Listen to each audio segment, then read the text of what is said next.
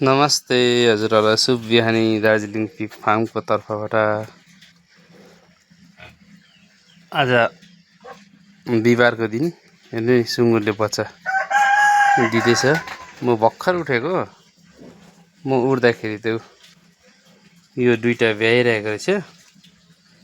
अनि अहिले यो भर्खर ब्याएर यसले दुध पो खोज्दैछ। यसले बिचराले दुध पनि भेट्न सकेको छैन। यो भर्खर यसको नाभि काटिसकेको।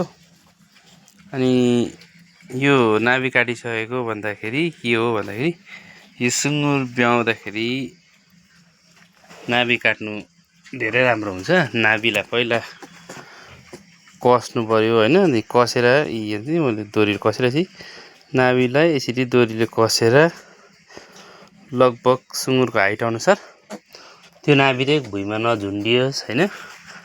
अनि त्यो नाभि फेरि भुइँमा झुन्डियो भने त के हुन्छ भने त्यसको खुट्टाले या साथी खुट्टाले टेकेर त्यसको नाइटो बढ्ने सम्भावना हुन्छ। किनभने कि त्यो सुँगुर बच्चै हुन्छ नि त। अन्त त्यसको नाभि टेकेपछि त्यो फोर्स गर्छ क्या, त्यो बच्चा पुरा भाग्नु फोर्स गर्छ। त्यसको जनक भएकोले गर्दाखेरि त्यो तन्किएर नाभि बढ्ने काम गर्छ साथीहरू। र नाभि काट्नुको कारण त्यही हो हैन। अनि अहिले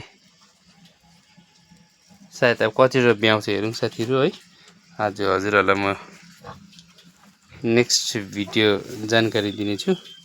यो भर्खर ब्याउँदा गरेको भर्खर यस्तो हुन्छ। फेरि ब्याउनु भन्दाखेरि चाहिँ अब मान्छे पनि बस्नु पर्यो, प्लस यस्तो कपडाहरू राख्नुपर्छ क्या है। लगभग यो रुमाल भन्दा अलिक ठुल्ठुलो कपडाहरू, यस्तो कपडाहरू मोटामोटी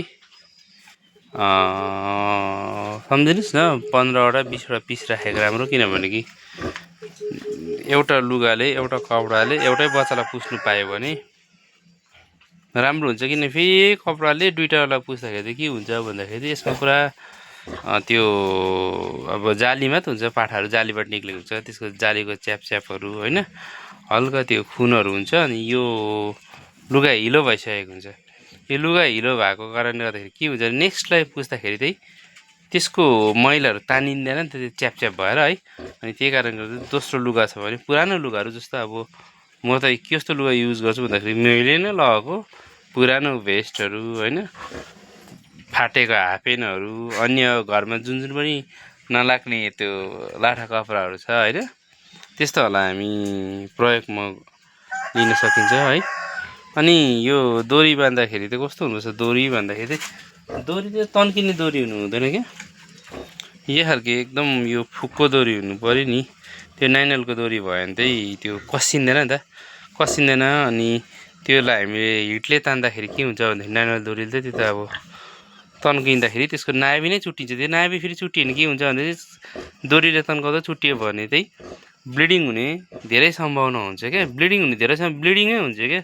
किनकि 3 इन्ची मुनि भनेपछि भर्खर जन्मेको बच्चाको नाभिमा नै पुरा ब्लडहरू हुन्छ। किन नाभिबाट नै यिनीहरूलाई खानेकुरो जान्छ भन्छ हैन विशेषज्ञले। त्यसै कारणले गर्दाखेरि नाभि बाँध्दाखेरि चाहिँ यस्तो खालको दोरी हुनु पर्यो हैन। यो दोरी चाहिँ के हो भन्दाखेरि फेरि साथीहरू यो चाहिँ चामलको दोरी हो। चामलमा जुन चाहिँ हामीले मुख बाँधेको दोरी हुन्छ, यो दुईटा दोरी हुन्छ। एउटा दोरी चाहिँ नाइनरको हुन्छ, एउटा दोरी चाहिँ यो खसखसो परेको हुन्छ हैन। यो दोरी चाहिँ एकदम राम्रो हो। अनि यो दोरी प्लस तपाईँहरूले अनि यो कैँची हुनु पर्यो हैन। कैँची त कस्तो हुनु पर्यो भन्दाखेरि एकदम सार्प हुनुपर्छ, एकदम लाग्ने हुनु पर्यो। यो कैँची चाहिँ ब्लिडिङै छैन, यहाँले भर्खर काटेको मैले भनेको नि। यो जस्तो युज गर्नुभयो तपाईँकोमा सेनिटाइजर छ भने उत्तम हो। सेनिटाइजर लिएर सफा गरेर फेरि अर्को नाभि काट्न सक्नुहुन्छ। यदि सेनिटाइजर छैन भने तपाईँले अब यसलाई नै मजाले पुसेर, म त सेनिटाइजरै युज गर्छु साथीहरू हैन। सेनिटाइजर छ। अनि प्लस कोही बेला त हुँदैन नि त, अब सधैँ हुन्छ भनेपछि इमर्जेन्सीमा आइपुगिन्छ हैन। अहिले फेरि हेर्नुहोस् इमर्जेन्सी भन्दै म जस्तो उठेँ पाठाहरू ब्याइरहेको छ, सेनिटाइजर कसले ल्याउने र हैन। सेनिटाइजर रुमभित्र छ, सेनिटाइजर ल्याउँछु। अनि यो सुँगुर पनि हेर्दै कुचो कुप्रो बच्चा भ्ल्याट झरिगयो साथीहरूले हेर्दै।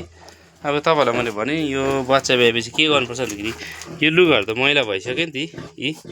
सबसे पहिला चाहिँ सफा लुगा यो फुको लुगा ल्याउने, केही नगर्ने। सबसे पहिला यसको यो मुख हुन्छ नि, यो नाक नाकलाई एकदम राम्रोसँग सफा गर्नुपर्छ साथी।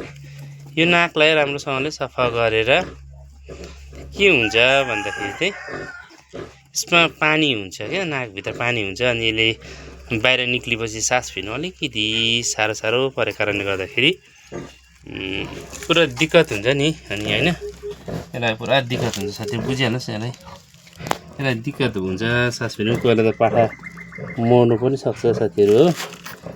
यसको हेरविचार गर्ने तरिका चाहिँ यस्तो है साथीहरू। ल हजुरहरूलाई म मेरो भिडियो यति नै राख्दैछु, किनभने कि म अब यसको नाल काट्नुपर्छ नि त। ल साथी ल यो सेतो भ्याएछ है, यहाँ पाङ्ग्रेहरू हुन्छ हजुरहरू। अहिले नेक्स्ट भिडियो हाल्छु नि।